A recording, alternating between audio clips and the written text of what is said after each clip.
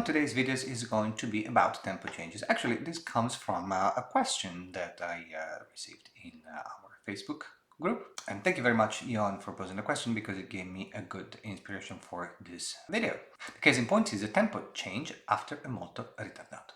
Hello everyone, I'm Gianmaria Griglio, I'm a conductor and composer, and welcome to Conducting Pills. If you're new here, this channel is all about classical music conducting and conducting technique in particular. As you know, I'll always try to answer your questions with a video, so if you have any suggestions or any doubts, just leave them down in the comment section and we'll try to create a video around them in one of the next episodes of Conducting Pills. And now, let's go.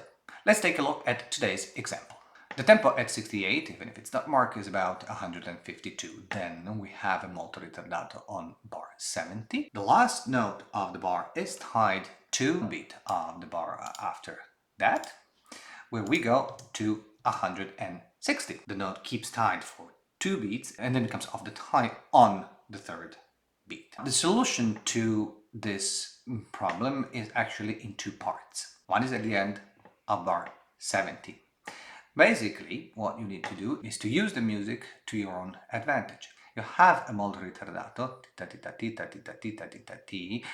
then the main line holds a note while the others interrupt on the first 8th note. What you can do here is use a very short break to give an upbeat in the new tempo. When it comes to it, this is more or less 152. Pum pum pim pim pim pim pim pim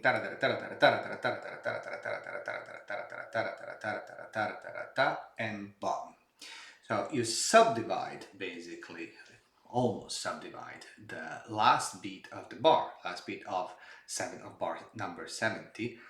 1, 2, 3, 4, and you make a very short, very slight break on the first 8th note, so on the 4th beat of the bar, and then the second 8th note of that beat becomes the upbeat of the new bar. Of course, it needs to be in the new tempo. 1, 2, 3, 4, and 1, 2, 3, 1, 2, 3. This can establish the tempo.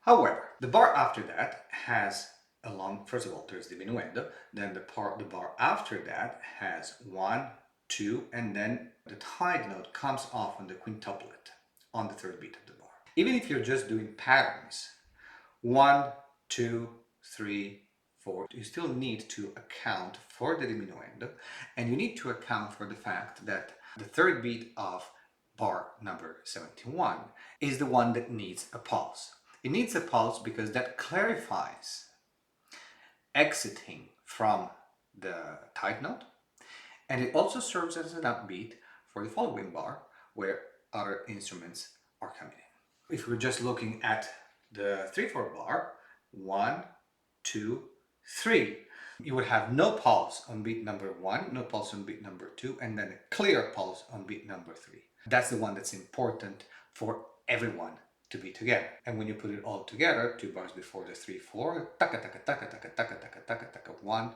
2, 3, 4, and 1, 2, bum bum bum bum bum. It's really subtle. Everything needs to be pretty much here in the wrist. Of course, the pulse needs to come from the wrist. It cannot come from any place else. Let's do it slowly. 1 bar before the 3/4 from the molto ritardando. Pa pa pa pa pa pa pa pa pa pa pa. 1 and 1, 2, click, pum, pum, pum. And when you're doing it in tempo, remember to stay in a small space. It's a fast piece. If you're conducting this in 4, then you can't really afford to move your arms much, otherwise you're going to slow down, and the orchestra then is going to slow down. Thanks again, Ion, for putting this through. If you want to read more about pulsing and tempo changing, take a look at my website where you can find quite a few articles and videos around it. And I will see you in the next episode of Conducting Pills. In the meantime, be well, have fun conducting, and be kind to yourself. Ciao!